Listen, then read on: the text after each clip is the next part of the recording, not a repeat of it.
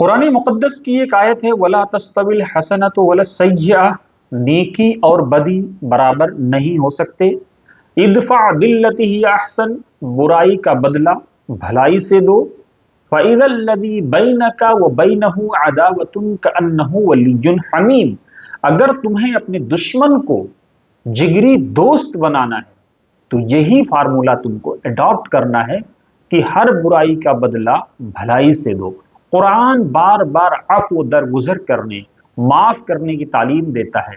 آج ضرور قرآن کی اس آیت کو ہمیں پڑھنا چاہیے، ہمیں سمجھنا چاہیے کہ اگر ہمیں کسی دشمن کو دوست کیسے بنانا ہے، برائی کو مٹانا کیسے ہے، بھلائی کو بڑھانا کیسے ہے، بھلائی کو آگے کیسے لے کے جانا ہے، قرآن کا یہ پرنسپل، قرآن کا یہ اصول ہمیں ایک راستہ دکھاتا ہے، ہمیں یہ بتاتا ہے کہ ہم کس پتھ پر چل کر کے دشمنوں کو دوست بنا سکتے ہیں، کس پتھ پر چل کر کے ہم لوگوں کے دلوں کو جیت سکتے ہیں، کس پتھ پر چل کر کے ہم لوگوں کے دلوں پر حکومت کر سکتے ہیں۔